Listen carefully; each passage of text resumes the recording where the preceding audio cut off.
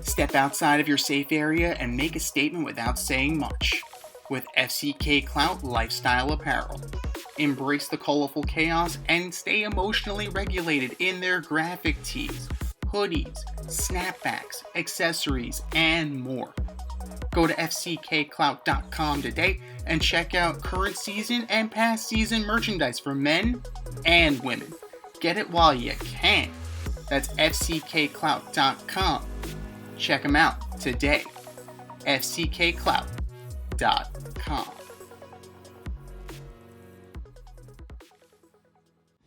It's the In Route, where friends of the show get a special segment with us. Want to be part of the action? Want to be the newest member of the In Crowd? Well, you know what to do. Hit us up, faderoutemail@gmail.com, or slide in our DMs on IG at FadeRoutePodcast, or drop us a line on X at FadeRouteDNZ, and you could be next.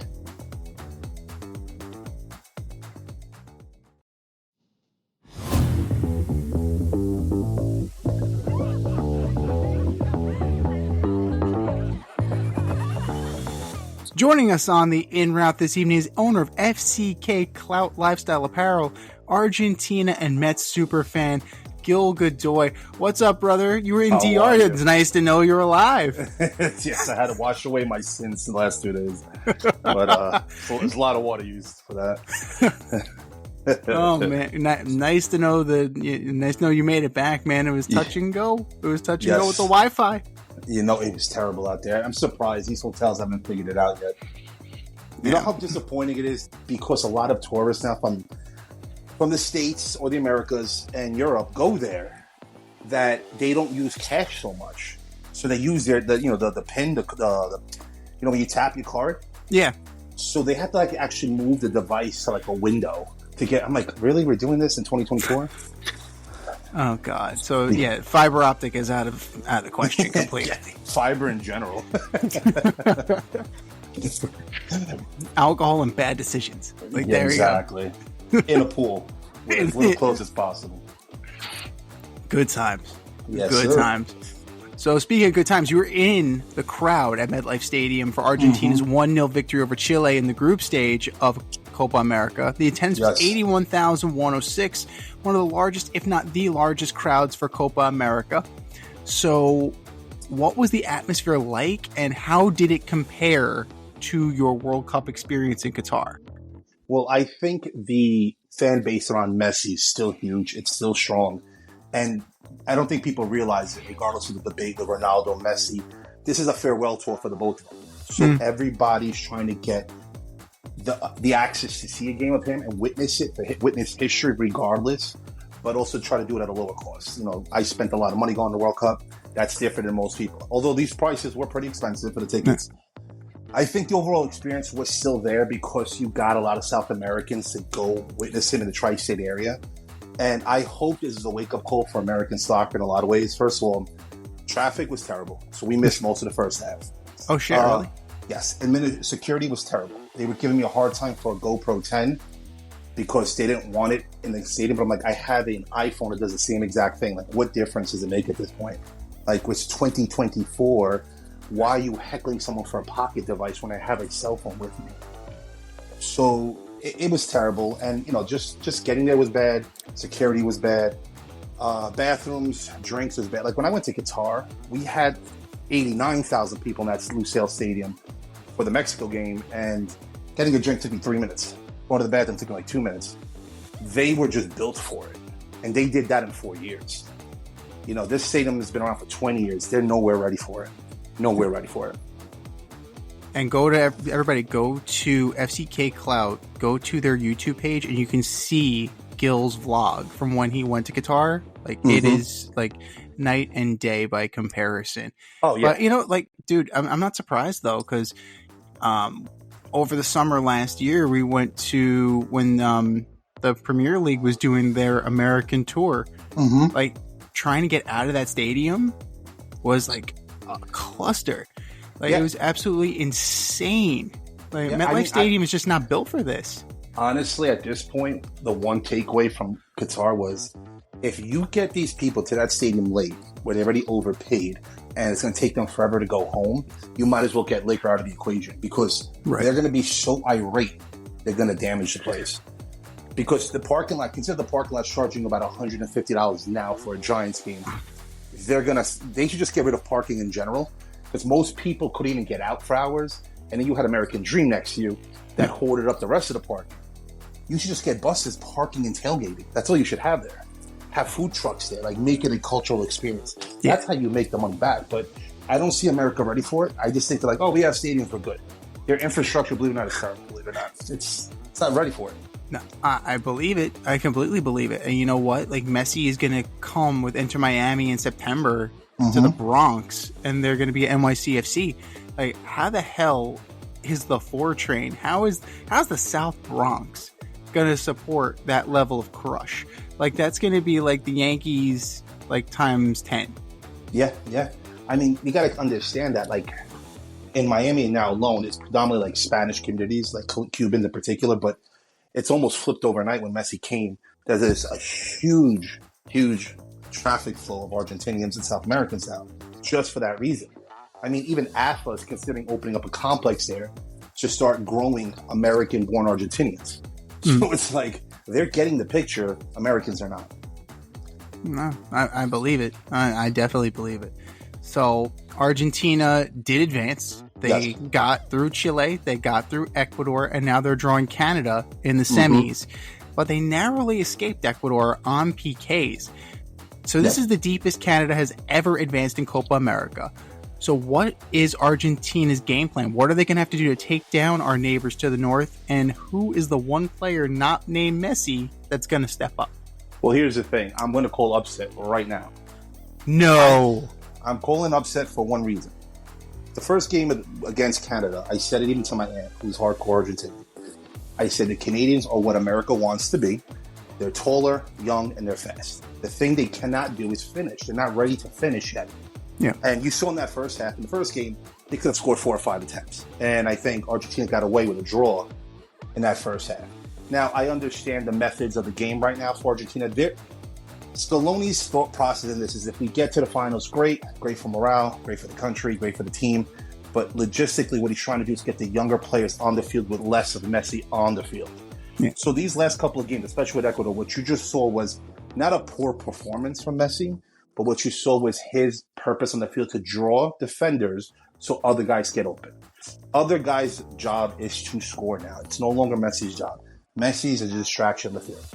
They're just trying to put the younger guys in to feel the pressure of high-intensity games. This is one of the perfect tournaments 2 years out of the World Cup.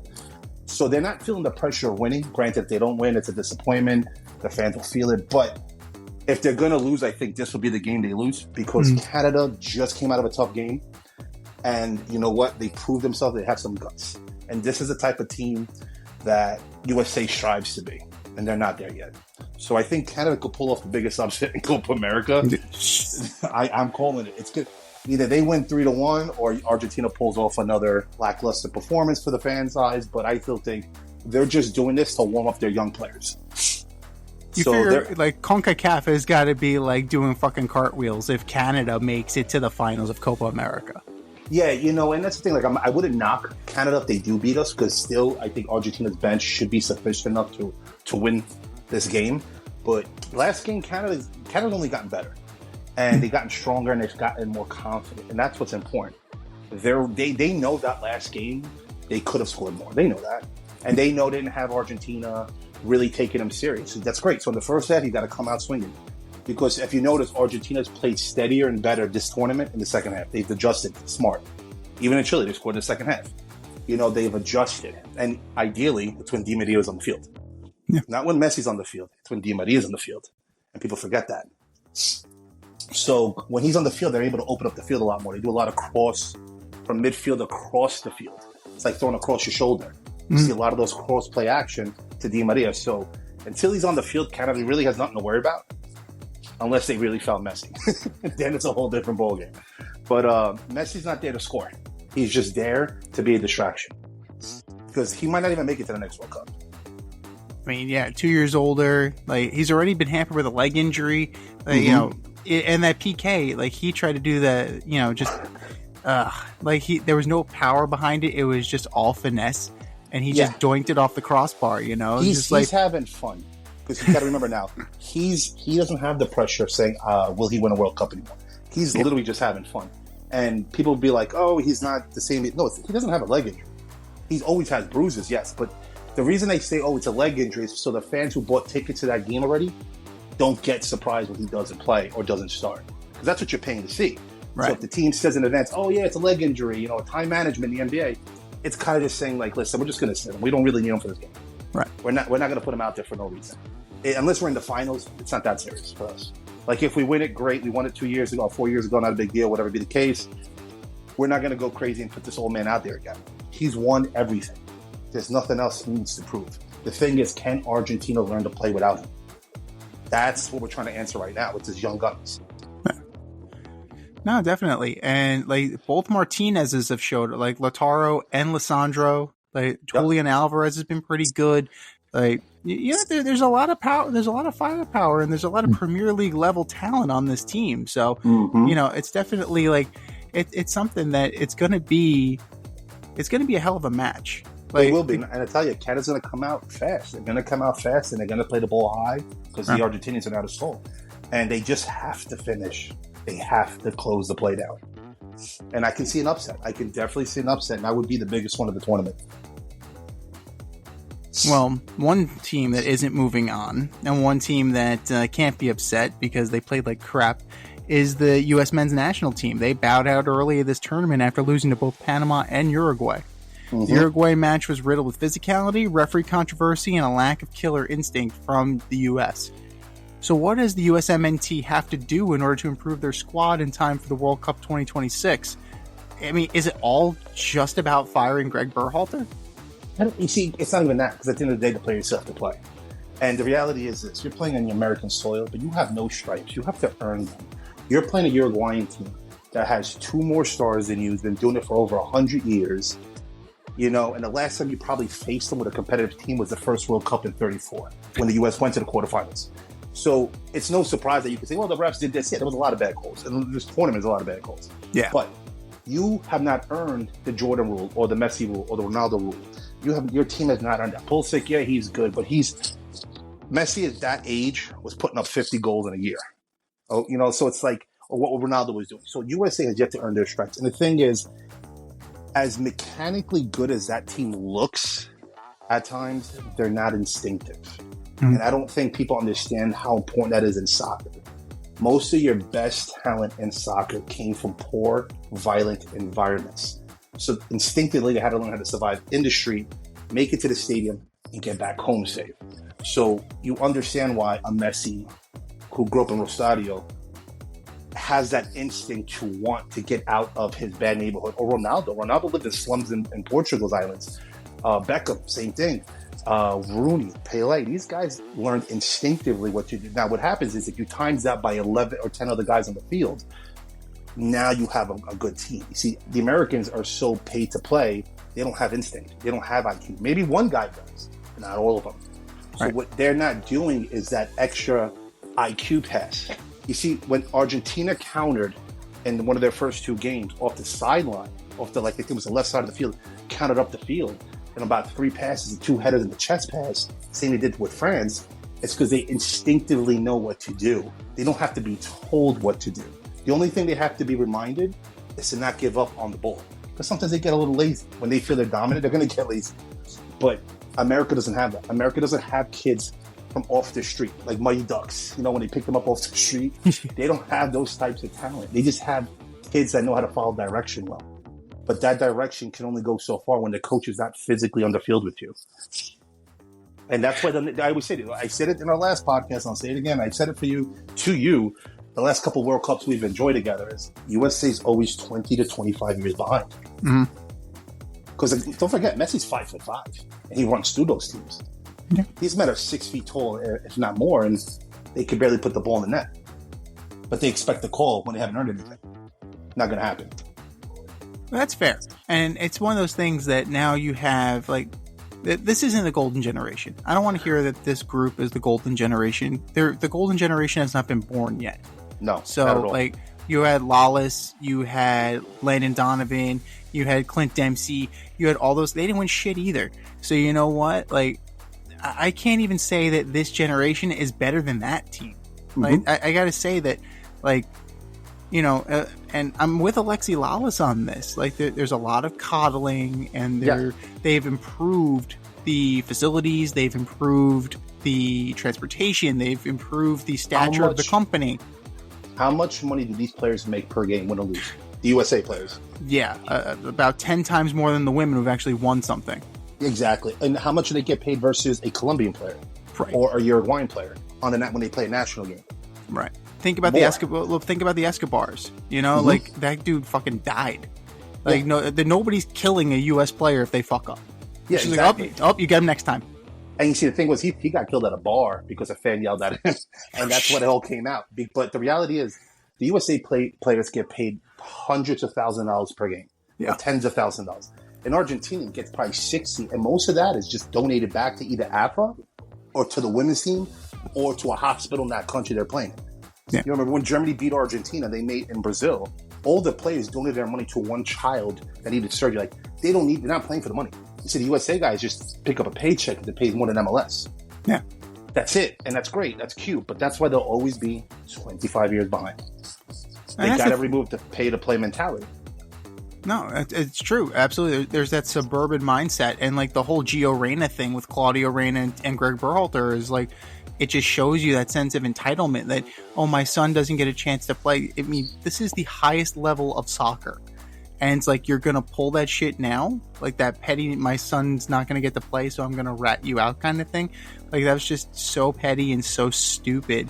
It's not even funny. And, like, I get that, you know, this group of guys, right? I mean, you got Turner, who plays for Forest. You have McKinney, who last played for Leeds. Now he plays for Juventus. Now he's probably going to play, you know, he's probably going to, I think he's going to FC Cincinnati possibly. You have Pulisic, who plays in Serie A. You have multiple guys who play in the Premier League. And, you know, well, and I always have this conversation with my girl, with the boys. It's like, just because, you're on a Premier League team, that doesn't mean you're playing. Yeah. Right? Pulisic rode the fucking bench on Chelsea. Now, maybe that was Chelsea's fault, but still, he was a bench warmer on Chelsea. Like, Gio Reyna is a bench warmer on Forest. Matt Turner started the year as the keeper and got pulled. The only guy who's pulling starting minutes, the only two guys I think who are pulling starting minutes are Tim Ream on Fulham and Crystal Palace's Chris Richards. Are those the guys you're hanging your hat on? So, that, you know, Crystal Palace stinks. They think they were 11th this year, and Fulham was like 13th. So there you go. Like, that's the talent level that you're dealing with. You know, don't tell me about U.S. talent, because it's not there yet. It's not there. You could bring in any coach. You could bring in the greatest coaches in the world. The reality is they don't understand how to play soccer instinctively. When I was young, I had Pele's brother come to Brooklyn, New York with Pele's mother in 3 convoy vans. Yeah. Unannounced. Now, keep in mind, I lived across the street from the Notion housing projects. They came unannounced, and my father says, "Pack your bags, you're going to Brazil." I started crying like a kid. I'm a child. My mom was like, "No." Long story short, I didn't end up going. The reality was, my father made an agreement with Pele's brother because they had worked on the board for the Cosmos in the 80s. And I was going to go to Brazil for about 3 to 4 years to play soccer. That's what you do with American kids. You ship them out, and you let them learn. What happened to Ronaldo when he went to Europe? He cried every day calling his mother. Right. You know, but guess what? He became one of the greatest of all time. Because they have to learn how to sacrifice everything. These kids don't get it. Guess what? They lose. They go home to a nice $1 million home, you know, white collar family. That's great. Kudos to you. You've done it. But the reality is, you're never going to win it. You're never going to have a star on your shirt. Nowhere in hell. There's no depth. There's no future right now in U.S. soccer except the money that comes into it. It's the only reason it's around. Yeah, no, definitely. And you know what? It's something to be said about that. The U.S. women have had to fight from under, just like the Argentinians at different contexts. You know, not necessarily poverty, but they've had to fight from underneath in the context of, you know, women's rights. Yeah. So that's definitely. And here's the reality. Here's the reality for women's soccer. The other countries are catching up now. You know, they're not winning every game like 14-0, and it's not a manslaughter. See, that's why we talk less of women's soccer in America, because they're not as dominant as they used to be. Granted, they won one of the more recent tournaments and get it. But the reality is, most countries didn't give the women a serious chance But now those girls are playing alongside their national partners, and they're learning the IQ factor. The Argentinians, the Brazilians, they're playing with their national men's counterparts. That's crazy because the U.S. women aren't doing that.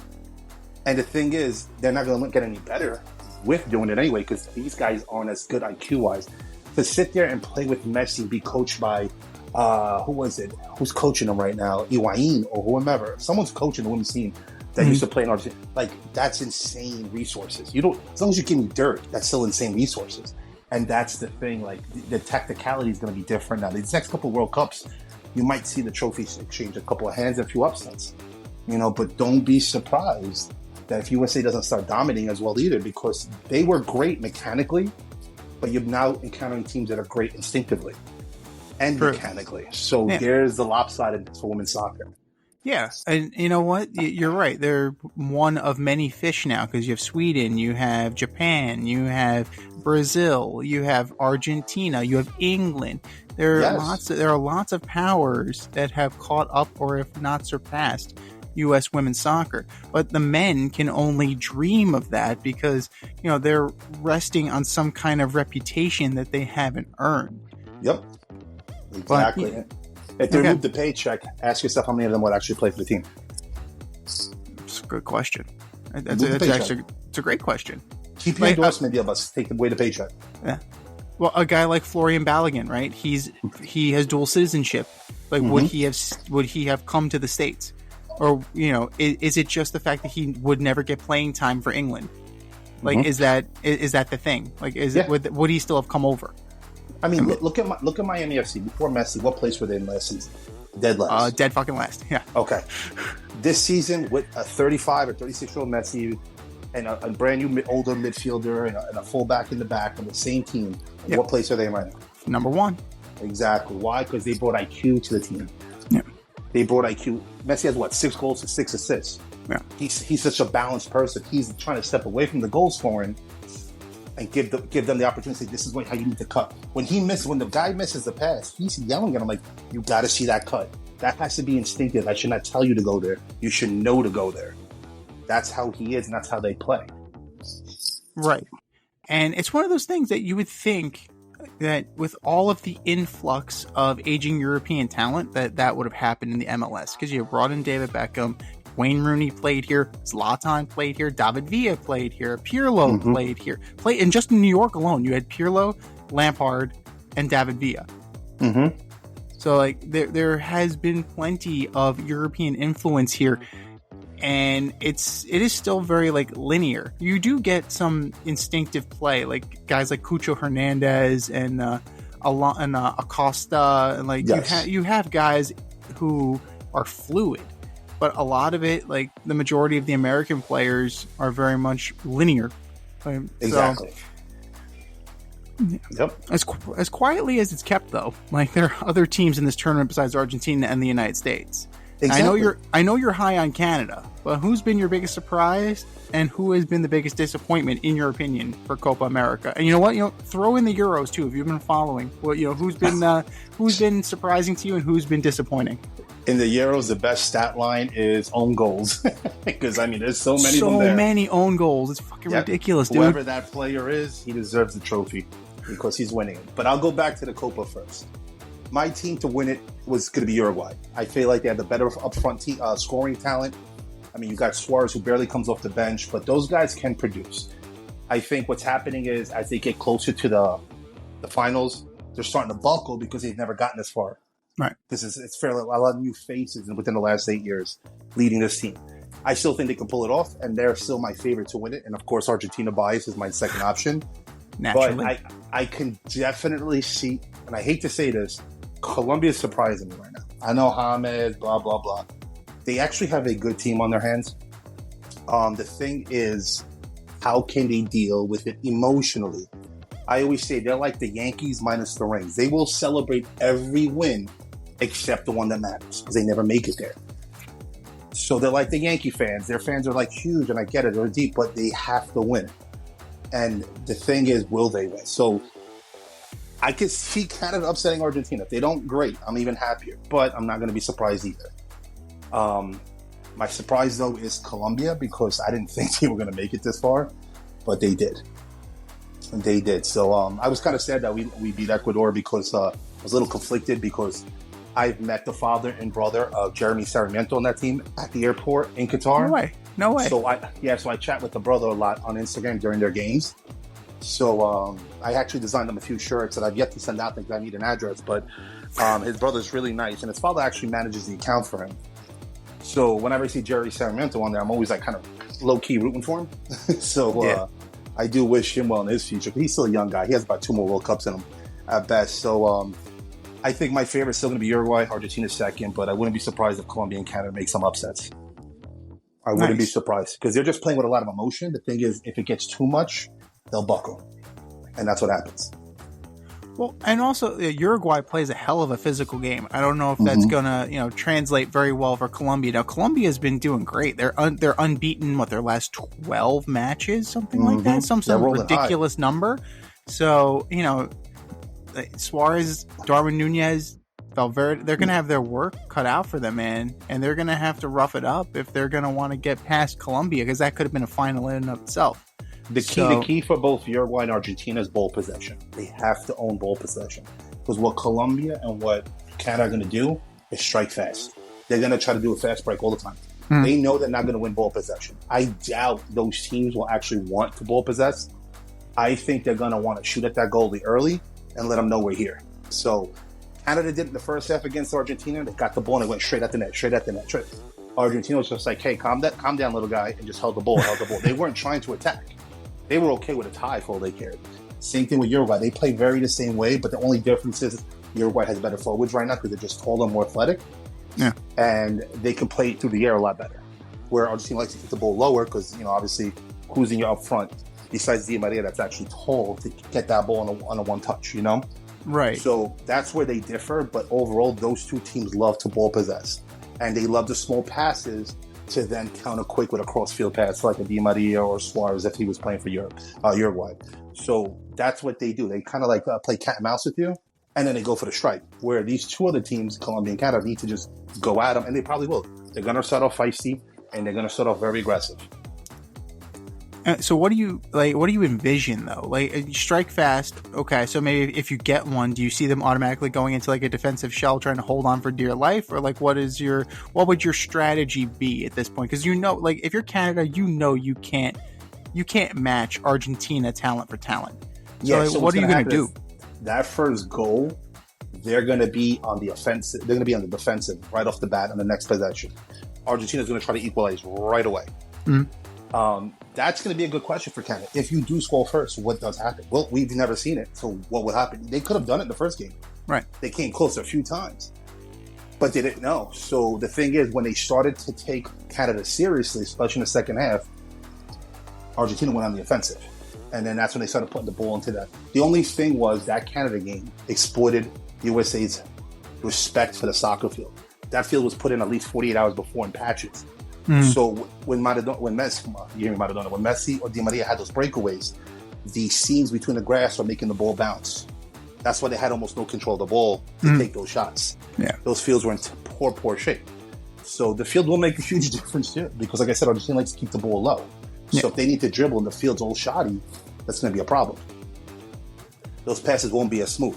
Right. But that's the thing. That's going to be fun. You see, Colombia is ready for a dogfight. They don't care. They know they're going to most likely lose, so they're at least going to go out bleeding. They don't. That's how they're going to go down. They're going to take at least one with them. But Canada, we'll see if they score first. How do they react? That's going to be them to answer for us to see. Yeah, I mean, Uruguay was ready for that too when it was 0-0 against the U.S. and they were, Berhalter is telling the team that Bolivia just equalized. We're good. Uruguay was ready to kind of pack it in and just kind of rough it up. So, Uruguay is not, you're absolutely right that this is going to be a street fight. It's definitely going to be one of those days. It's going to be a rough day at the office for everybody in that match. It's going to be like it's going to be like Chael Sonnen and Forrest Griffin UFC fight. Oh, you're going to tell your friends, turn on, who's never watched soccer, put this game on. It's ugly.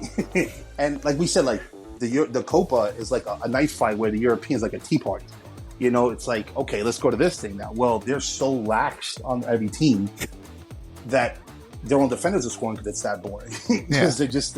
And I think with the Euro, what's happening is France might only win this now because they just have talent on their team. They're just lucky to have two squads in one. They're not going to win because they're actually dominating. They're going to probably win because they're going to be the last man standing. No team right now in Europe has an identity. When England used to be a threat, they had a Rooney, they had a Beckham. Who's your guy now? Kane? When you look at Germany, your best guys are starting to retire. They're starting to kick it in, hang up the boots. So it's like, all right, yeah, we're tall, we're powerhouse, we're structured, but what is your identity on the field? Are you going to be midfield dominant? Are you going to be forward dominant? They don't have an identity. They don't know what game plan. You usually know what's going to come out of Germany. You just have to deal with it. And hopefully you come out on top. You don't have that right now with them. Germany was very disappointing. Yeah, and Spain, okay, yeah, we have some young guns. They're quick, they're fast. But you're getting deeper. So we're going to see what Spain's really about. Because they're relying too much on young talent. And if I hear that Lamine Yamal is only 17 again, dude, I get it. And that's the thing, they're getting fined because they're violating labor laws. Legit. Spain is getting they're getting fined because he's 17, he's underage. Yeah. And it's just he can't be working after 8 p.m. and all their matches are after 8 p.m. It's like the Olsen twins clause. Shit. Does he have a permission slip from his mom? What the hell? Yeah, and the biggest thing about the Euro is, why is Belgium always top 5 in the world when they never get past the quarters? Because they have Kevin De Bruyne. That's it. They have chocolate. That's all it is. Stop. Why are you always top 5? You're a disappointment. Outside of Holland, you're like the Buffalo Bills because you always get close enough but never win the damn thing. But so I think in a lot of teams in Europe, Italy, so disappointing. You won the last Euro, didn't make the World Cup, and now you're just getting booted out of this damn thing. You're not even trying anymore. But Italy doesn't have a striker though. Italy doesn't even have the defense. Italy doesn't have nothing. They got nothing because they have no identity. They need a person with a pair of balls to say, each team has to say, this is what we're going to be founded. This is what we're going to recruit talent based off of. This is what we're going to do. These teams got so comfortable thinking, oh, we have a Balotelli, or we have a Rooney, or we have this guy. And then we'll just build around it. That soccer's not like that no more. No. And that's what's happening in Europe. Nobody has an identity. It just happens to be that France is just not playing good enough, but doing enough to win. That's literally all it is. So they might just pull it off with their eyes closed because half of Europe, and they say, oh, Europe suffered. It really isn't. It really isn't. I think it's, to me, the European leagues, the club teams are like college football. They're always stacked. But when you separate them, put them on their respective countries, now you got yourself a tournament. You're like, wait, so if you're that good, why do you struggle with South American teams? Why you got your hands full with Japan or South Korea? Why all of a sudden you can't beat Morocco? It's a valid question. If you're so dominant of a region, you're struggling with these African nations or these subpar South American nations, but you're so dominant, right? Right. You got guys just look at England, Netherlands, right? You have Memphis Depay, you have Virgil van Dijk, you have studs on the Netherlands, and then you have 2 fucking full starting 11s in the Premier League for England. So, and England has been so disappointing and so mediocre, it's not even funny. And there's just no aggression. You were talking about, what's their style of football? It's just so bland. Kane is their 9, but it's almost like Bellingham. They want Jude to be the guy, but he's not. He's not. And at the same time, you have so much talent on that team. You've got Foden. You've got you can go down the list, man. But here's the thing: you listed them as individuals. Right. When we spoke about South American teams, we spoke about as teams. Right. That's the difference. All these guys are individual talents on club teams. They don't mesh well together because they all get uber salaries. They all come in exotic cars, and they all dress to the 9 and hip hop and all this, and they try to be their own person on the field. They can't. When you're under the flag, it's different than under the club. Like I said, the club it's like a college program. You got the Peyton Mannings on one side, and you got the wide receiver that's whomever it is. The reality is these guys aren't meshing in their country's banner. Where in South America, Scaloni's already planning life without Messi while he's there. Because even if he's not the coach for the next World Cup, he's saying at least this team doesn't care who's the coach. as long as they know they can score and hold the other team from not scoring. That's what they're working on. Same thing as Uruguay. They're trying to figure out as a team. Yes, we want Suarez there in case we're, times is tough. We could throw him in the 80th minute. We know we can still put in points from 30 yards out. Yeah. Great. He's like the Dennis Rodman of the team. He'll disrupt something. Colombia, you can say how much you can say, but the thing is, they're playing well as a team. In Europe, they're individuals who just don't play well as a team. And that's why, outside of France, who came from the pressures of the finals, they have to win this one to redeem themselves. They literally do. Mm-hmm. You got beat by the team you said, was inferior to you a month before the tournament. Mbappe himself said it. South American teams are inferior to them, right? So they have no choice but to win this tournament. Plus, he's going into Real Madrid, most likely, right? It's done. It's a done deal. Yeah, exactly. So, with a broken nose and everything. The Ninja Turtle is going to be in Real Madrid.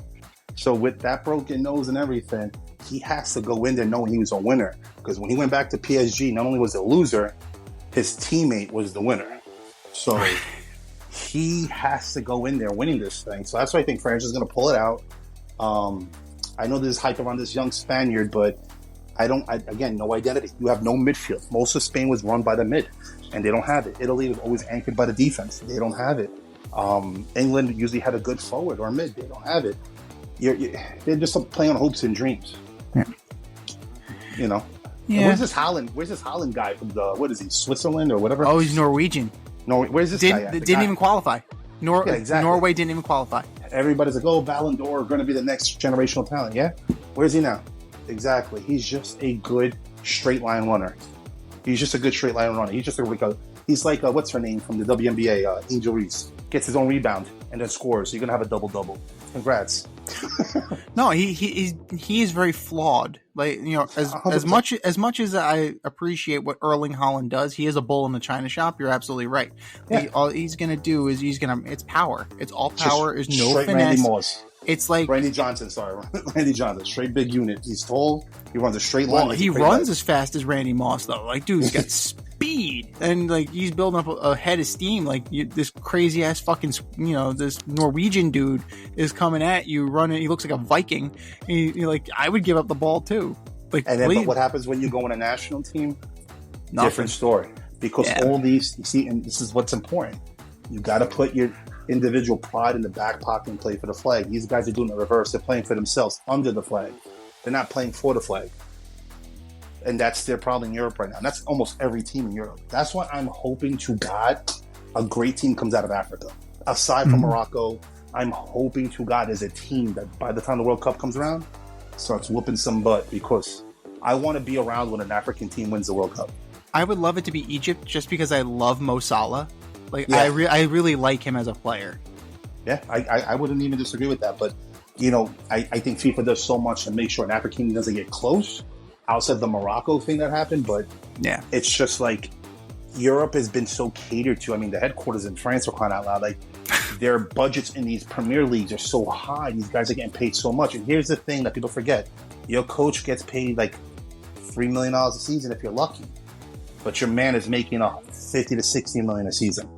Most of your team is getting multiple that what you're getting. Your worst player is probably getting $10 million. How do you control that on the field? My father used to tell me that all the time. How do you, as a coach, overcome that? You can't. It's hard. It's very hard. That's why a lot of the same teams win, because it's just a pure talent and recruitment. How many countries have actually won the World Cup? I think it's like 8 now. Yeah, it hasn't been that many. It's still single digits. Yeah. So the reality is these coaches don't know, because they only deal with them for a short period of time because they play so many club games.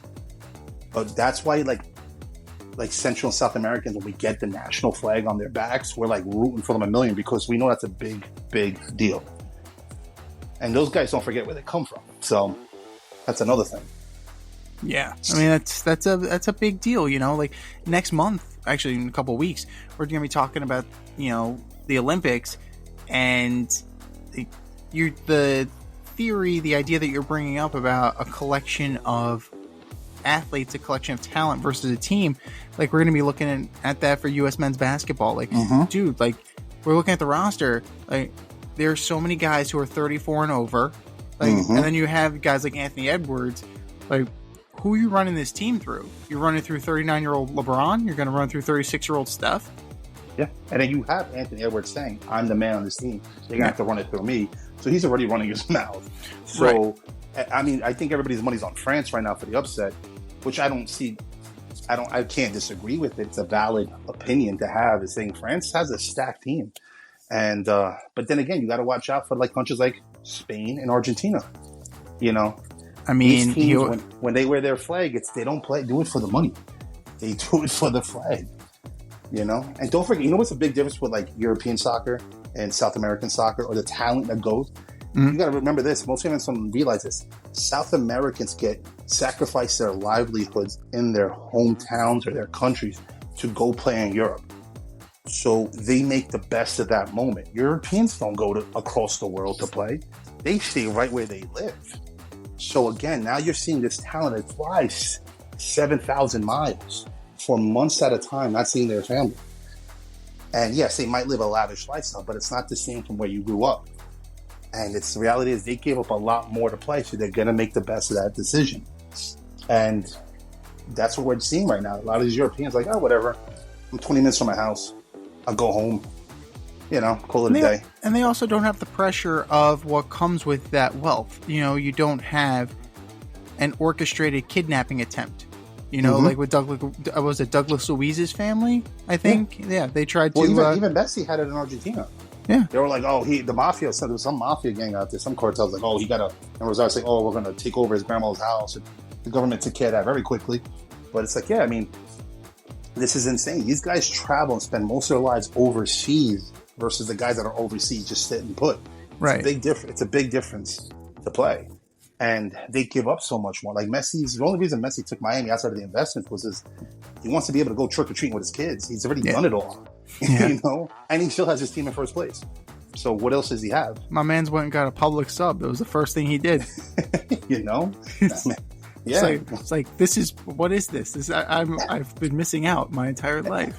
And now he plays with his friends, where guys like LeBron did it early on. And now they're just ruining franchises playing on the Lakers. Yeah. So it's like, he's doing this at the end of his career. He's like, all right, I'll have to play by myself for no big deal. Oh, now you're available? Come on, play. Come on, let's go return to something. The other thing is that Messi's kids are young, so he can't really do what LeBron's trying to do with Bronny. Cristiano Ronaldo's kid, how old is Cristiano Jr.? Well, it's funny because they were born exactly the same amount of years and days apart as Messi and Ronaldo. So let's say Ronaldo and Messi 2 years and 2 days apart. Their kids are exactly the same gap. That's weird. That's what I read. Someone was like, "That's so insane." Fucking weird. The timing of that is so unreal. It's like, oh, you got to have a kid? I got to have a. I have to have a kid. If Beckham is smart, he'll somehow. Because I read this somewhere, but I don't know how true it was. It was just like he was trying to negotiate Ronaldo first season, and I'm like, honestly, shit. I'm surprised FIFA hasn't figured out a way to put them both on the team where they can say, Ronaldo, you pick half the squad, Messi, you pick half the squad, and you just play the best of the world that remain and just do a world tour. Like, do the best of each country that you go play in. Because it's like, what kid in the last 30 years, 40, does not want to see them at least on the same team? You know how many goals Messi would give Ronaldo? Like, that's the best John Stockton, Karl Malone tangent we would ever have on the team. But we're never going to see it. We're never going to see it because of ego. And I can't really say whose ego. Because, I mean, Messi's got an ego. Like, he's a selfless player, but dude's got an ego. He's quiet about it. But I think it's not even about the money for Messi. I just think he doesn't want to make it all about Ronaldo. You know, it's just like, hey, listen, just make it an equal thing. Make it about the game. But yeah, I don't want to play with you unless you're willing to play with me. Like, this is something where they got to negotiate face to face. Yeah. You know, it's not going to be like a Zoom. You know, I mean, they didn't even do the Louis Vuitton ad together. They were CGI together. Like, and again, it's because the build up to the World Cup. But if they're like, Ronaldo, we'll give you $100 million, Messi will give you $100 million, and like another $100 million to any foundation, and even charge it for the stream on like the Zone or whatever it's called. Like, what fan wouldn't pay to see that? What fan wouldn't pay $1,000 for a ticket to be in the stadium when that took place? Yeah. That's why I'm like, do it now, man. Just get it over with. Just one game or maybe the best of 3. Who cares? I'll put them on the same team.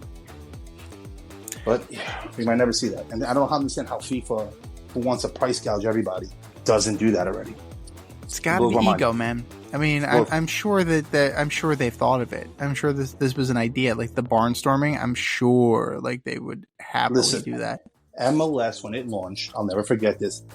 The All-Star game of the very first MLS season was in the old Giant Stadium. I went to it. I had somewhere in my, basketball card collection. I had probably still the tickets. And the second part of the doubleheader was Brazil against the world. And that squad was, you had Batistuta, Zanetti. You had real players on that team. And that was, I think, a 6-4 game, if I'm not mistaken. I think it was 8-12 goals in that game. And Brazil did win. But I'm just saying, like, they pulled that off. And all those guys put their egos aside to come to the United States to play that game in an MLS inaugural season. And you're talking about Brazil's stacked team against a stacked U.S. world team. It wasn't like a bunch of no-names. It wasn't just like you and I on that. No. They were real players on that team. And they went at it. They fairly went at it. It wasn't like the NBA All-Star games, like, oh, you can run by me and shoot a goal for 20. No. You had to earn it.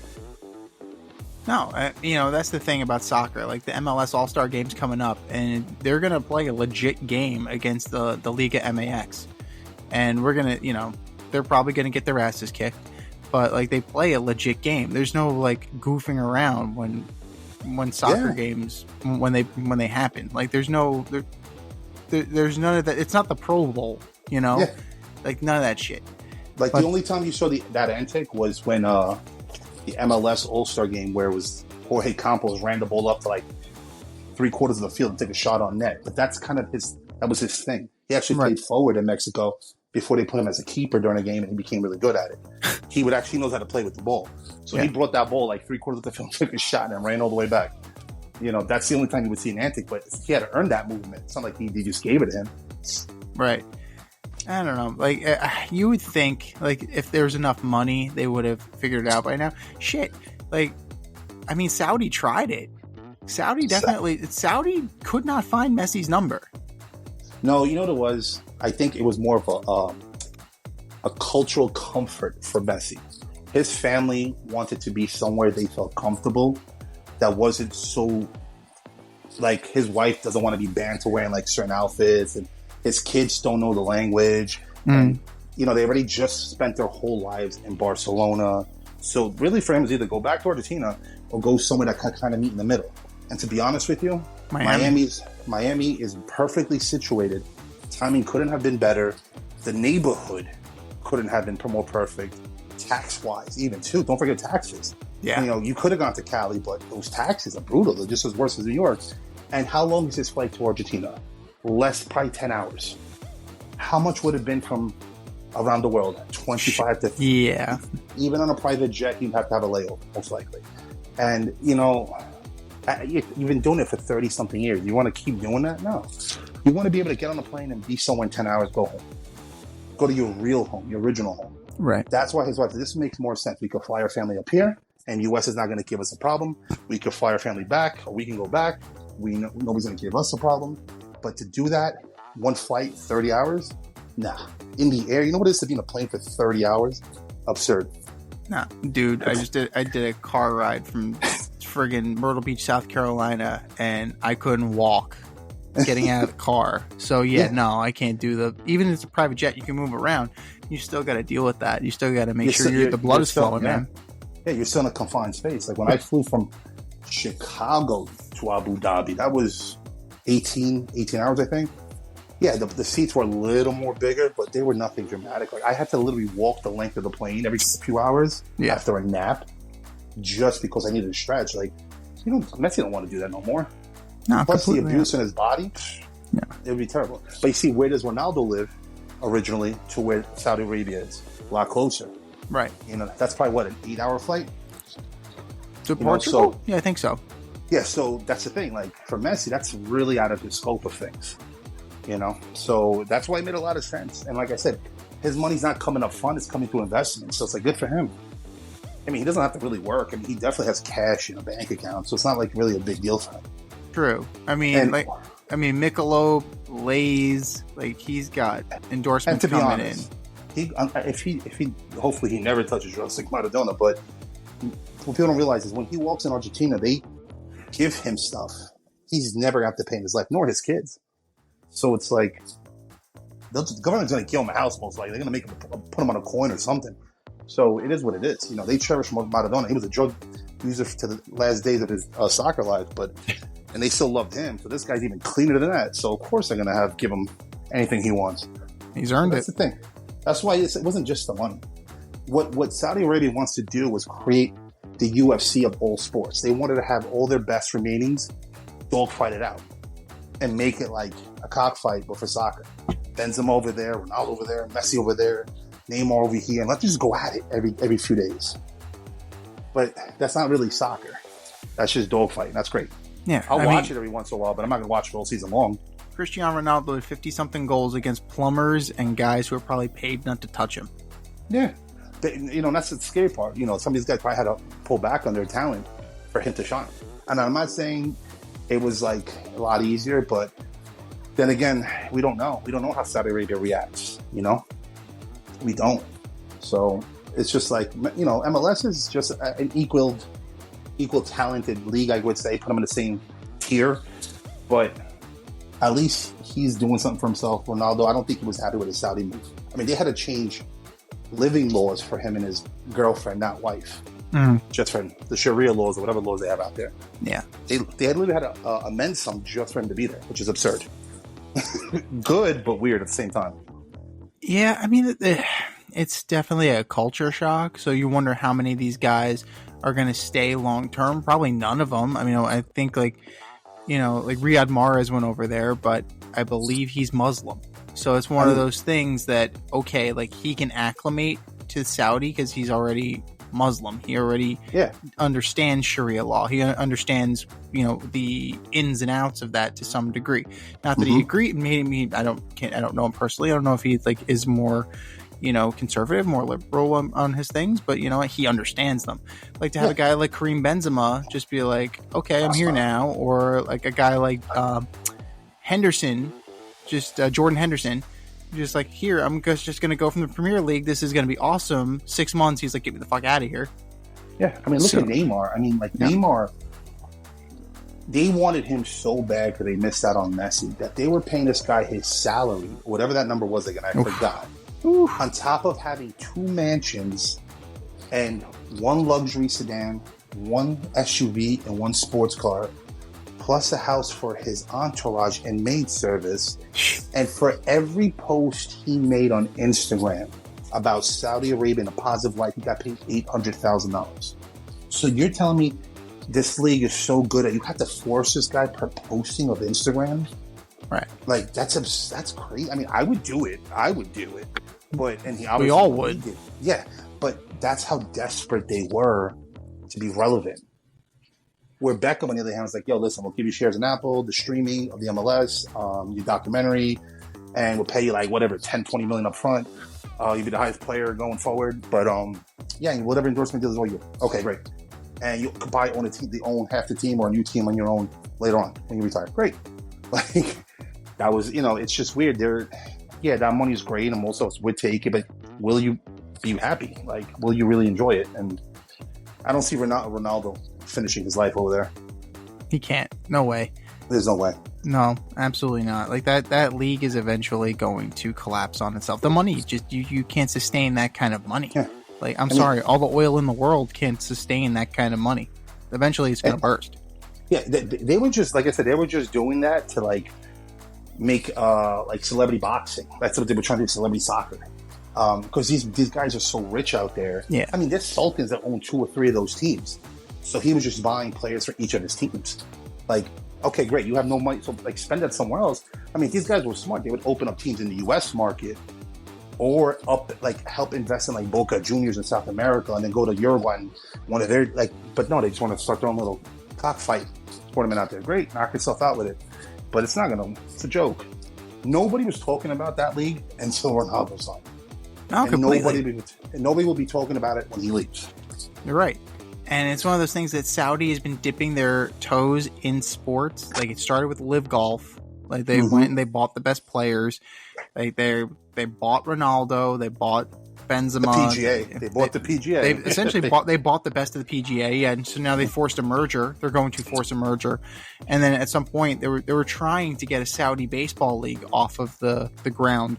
You had guys like Robbie Cano, like Didi Gregorius, like a bunch of retired has-beens or guys that were barely hanging on. Like, all right, we have 4 teams. Let's try and make this happen.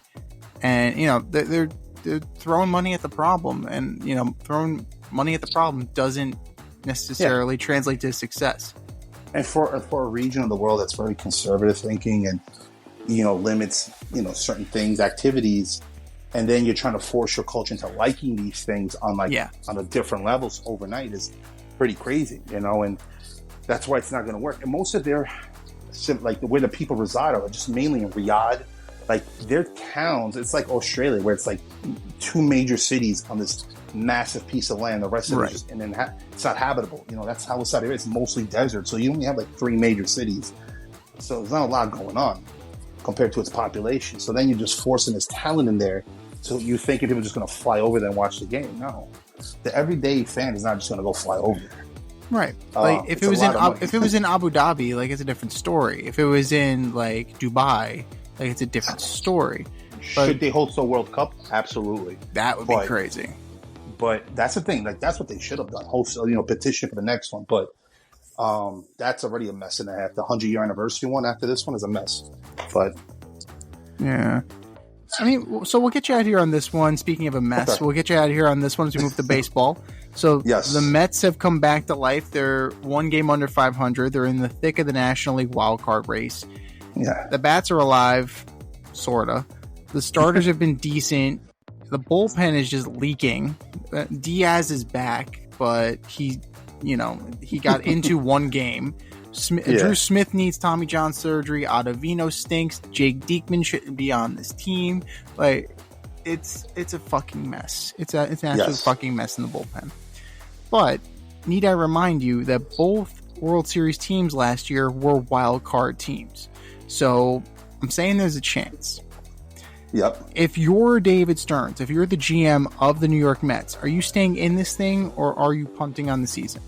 Staying in it, 100%. And I would normally not say that as a Mets fan or a Knicks fan or a Giants fan. But I was saying it. And here's why. Because you know what? If they get close to it or keep this momentum going, there'll be bumps in the road on the way there. That can lure other players to want to be part of that going into next season. It's like the Knicks right now. Players actually want to come back, Yeah. And the thing is, we finally have an ownership that's willing to pay. Last year wasn't the owner's fault. He spent up $500 million overnight.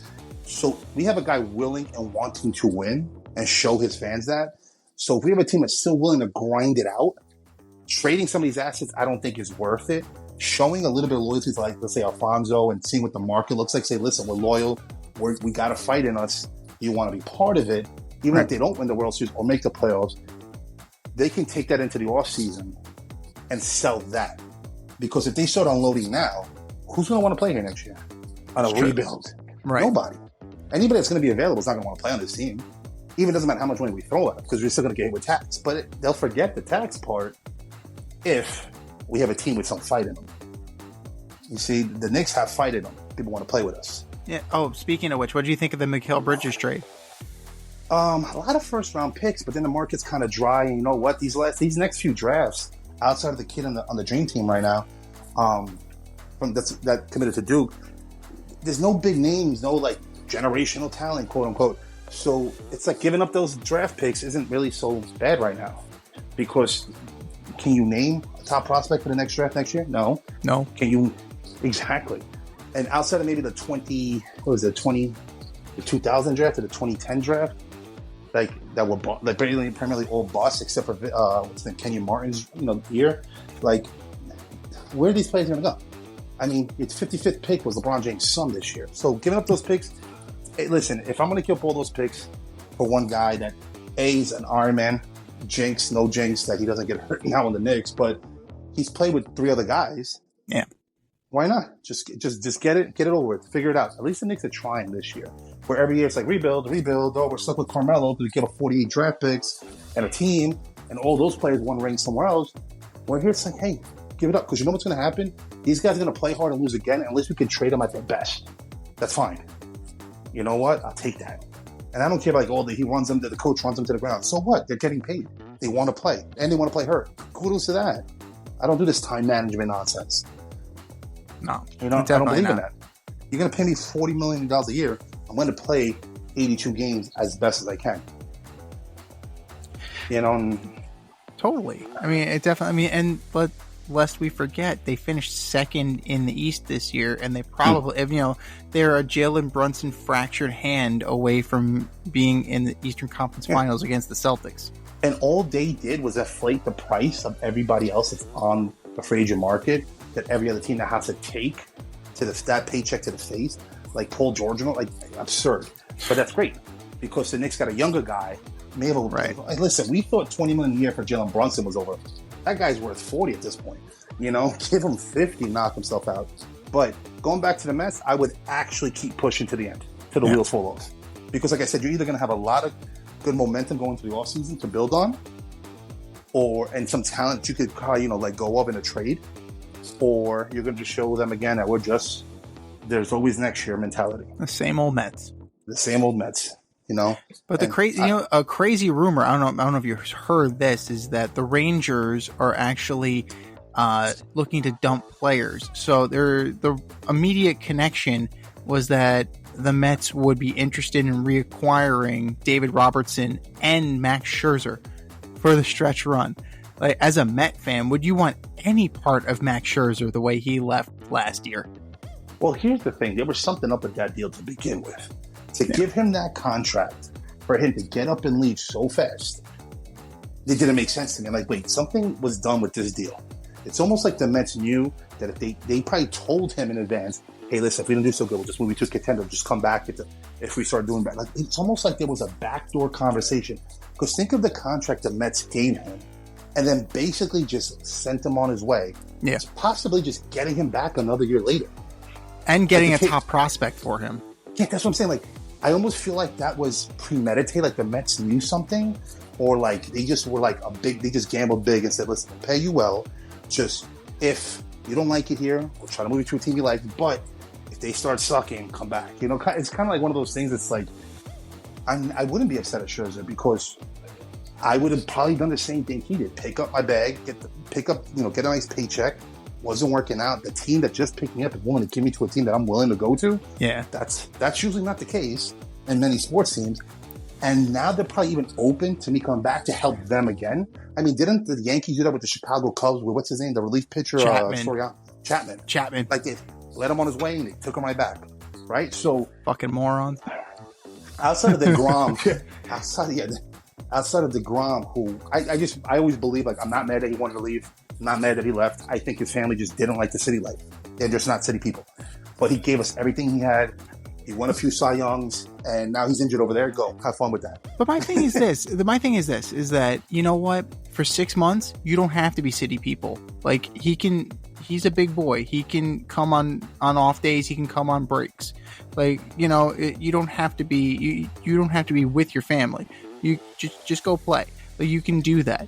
And it's like Jacob Trouba with the Rangers. Like, he's holding up a trade. According to reports, he's holding up a trade because of his wife's medical residency. Yeah. And the fact that he doesn't want to uproot his family. I understand that. But at the same time, it's a business, dude. Like, you see, the thing is, these teams now have to get softer with these players. Listen, we traded Patrick Ewing after one injury. You know what I'm saying? Like, for Vin Baker, who now works a manager at Starbucks in Seattle. Enjoy Seattle, buddy. The Bulls almost lost Jordan.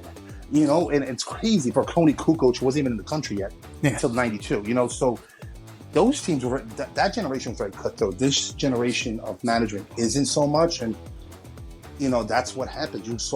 Listen, I get CBAs and all collective bargaining agreement areas, but the reality is, it is a business, and you are a commodity to that business.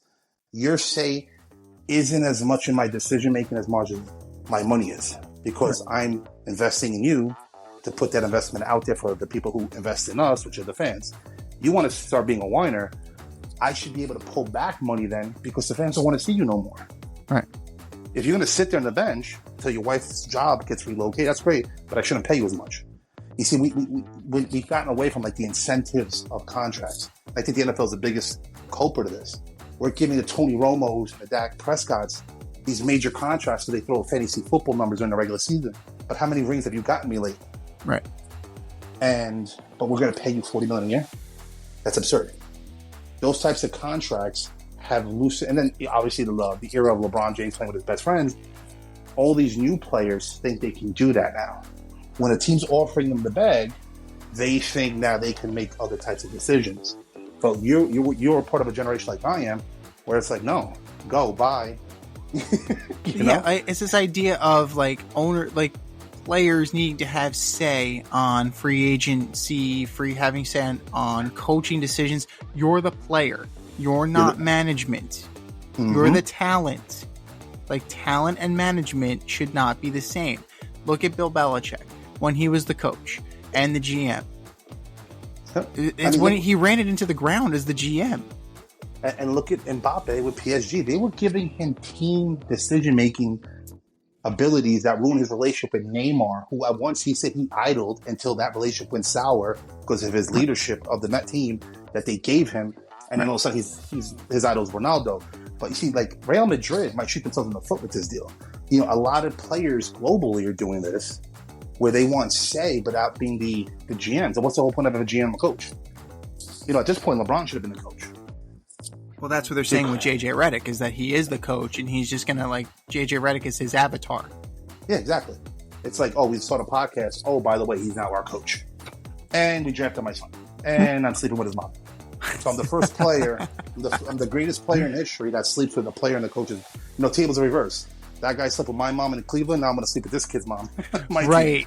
Think about that. Like, these players' power. I'm just throwing the irony in there, but it's just weird that in this generation of sports, you're seeing more emotional decision making versus business decision making, and that's what you get now. You get the result of that. You get a DeGrom that wants to leave a team like that. You're not. How many times? I don't know how many more years are going to be left in sports where you're not going to get a 1990s Yankees team where it was all farm system. Right. Versus I have to buy you for 3 years. Hopefully you don't throw a hissy fit, and I don't have to trade you because you're pouting in the bench. Where the Yankees had Derek Jeter for how many years? For Mariano Rivera for how many years? I mean, who was it? Tino Martinez and Paul O'Neill and Don Mattingly. Like, the list goes on and on. But we're also, like, nobody wants to stick it out anymore. The moment it gets tough or the moment, like, things turn, get me the fuck out of here. Like, look at Stephon Diggs in Buffalo. Stephon Diggs knows that they're going to be bad this year, so he's like, get me the hell out of here. Like, yeah, I'm not dealing with this. That's what you're seeing in all sports everywhere. You're getting the Mbappe, the LeBrons, the DeGroms. You're getting them all, and you're going to see it a lot more as we get older and these players get younger because the teams are letting them get away with it. It's literally part of the CBAs. Yeah, where they get to decide what teams. They have to write down the list. Like, it's a writer for a podcast. Like, yeah, I'll be on your podcast. You just got to make sure I have white M&Ms and white flowers. Like, no, like, either you're on it, you're in it, or you're not. That's it. It's true. And like, the old school mentality doesn't really work, and you have to reinvent yourself. Like, that's why Tibbs is working right now. Like, Tibbs was a hard ass in Chicago. Mm-hmm. And now he has players that want to be coached that way, but he also has softened. Like, look at Tom Coughlin. Tom Coughlin had to have a major reality check. Oh my God, yeah. Because everybody's feelings were hurt because he was saying mean words, and it's like, here we are. We're now in a generation where everything has to be PC, coddled, but I still need you to be at your best. We don't even know what some of these players can do at their best because they're not performing at their best. They don't know what they can do at their best because they've never been pushed. Yeah, they've never been pushed to the edge. I mean, we grew up in a generation where Larry Bird got held back by Charles Barkley and he got punched in the face by Dr. J, and all they was throwing out was like a personal foul, you know, and he still took the jump shots. Yeah. Kobe Bryant tore his ACL, walked across the court, took 2 foul shots, then walked himself off, where LeBron got carried off for a leg cramp. It's 2 different things, like 2 different generations. No, completely. You know, and it's like, that's where we are, and that's what you're going to see a lot of. When they get the bag, they think they make all the decisions until the bag stops coming. You're right. You're absolutely right. And you know what? If you're the Mets, like, maybe it gives you some pause, but at the same time, like, you know who you're dealing with. With Scherzer, you've kind of negotiated with him before, so like maybe it becomes a little easier of a pill to swallow, except the fact that he's gonna have dead arm in September. Like you already know he's damaged goods. So it's really, you're getting David Robertson.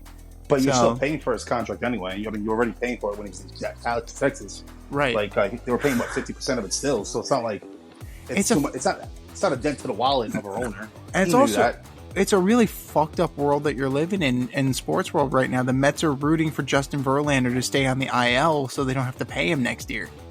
Like it's a weird it's a weird scenario, man. Like he has to hit a certain innings threshold or the Mets have to pay. So like you take your sweet time, Justin. Like exactly. How's Upton doing? Exactly. Go spend some time with your wife. Like just go chill, dude. If you don't, I will. Basically. Oh my God. Yeah, I mean like I said, that's the world we're living in. You get the bag, and then you start crying. Yep. Well, the one thing we don't have to worry about is you're not going to be crying, and nope, not at all. So you got FCK Clout. What's going on with that? Like, what can we expect to see in the future? What do you got in the works for us?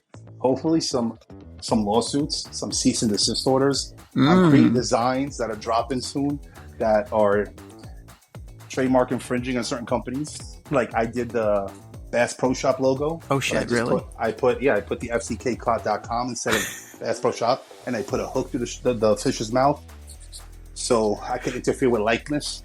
But I'm gonna start branding I'm gonna start attacking some brands and sell my product at a cheaper price, and hopefully people pick up on it. That it gets me the notoriety to get me the blue badge. But eventually I'll get some cease and desist orders. But that's fine.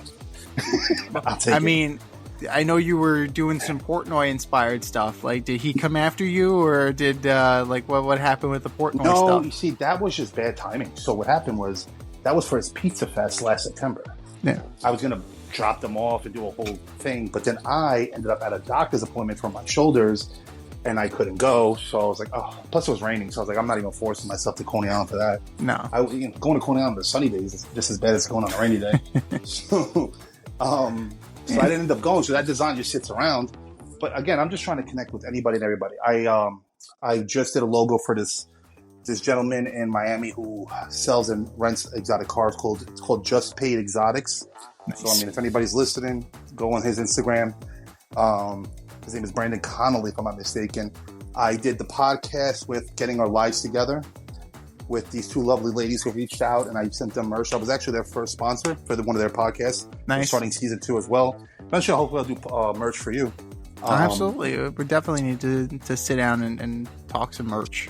Yeah, because I mean, the designs are easy for me to put together. I can get them on shirts and get them in your hands within 10 business days. So, and then we go from there. But honestly, I'm just trying to go anywhere. So when I go to like DR and stuff, I'm bringing hats, like business cards. I bring what's called party hats. Nice. And it'll have the website on the back side of it. So I throw them out, and people, going to wear them when they're drunk. They're going to wake up and say, where'd this hat come from? They see the website and like, oh, that's where it came from. So I have towels that have my brand on it, like that I just bring to the beaches for myself, and I accidentally leave them around. Like I'm always branded. Always branded. It's a good strategy, man. It's that, you're always keeping your name on other people's lips. So that's the way to do it, man. And I'm doing this while keeping our clothes on, is what I always say. Yes. There you go. Like that's extra. Like you want that, you're going to have to pay a little bit more. Exactly. But yes, sir. That's really what I got going with the brand. Hopefully we'll be verified by this time next year. Sounds like a plan, man. And definitely, you know what? If Portnoy's doing Pizza Fest this year down in Coney Island, just let me know and I'll come down. I'm always down for some pizza. Let's find out about tickets for the Miami game in New York City if Messi's going to play. Yeah. I go check that game out. That'll be fun content. We have to do another Met game. Like, we got a lot of things that we need to be doing. That was an eventful day. Oh, that was a very eventful day. Always. Yes. Always. But it's always a good time when Gil Godoy of FCK Clout comes on the in route. Yes. And if you want to be on the in route, hit us up, faderoutemail@gmail.com, slide in our DMs on IG at Faderoute Podcast, or drop us a line on X at FadeRouteDNZ, and make sure that you also follow at FCK Clout on YouTube, on Instagram. What else you got? every social media, Thread, Snapchat, fck.clout, same handle for all of them. You name the social media, I'm on it. There you go. So, Gil Godoy, thank you for coming on, brother. And always a pleasure. We will see you again soon. Sounds good.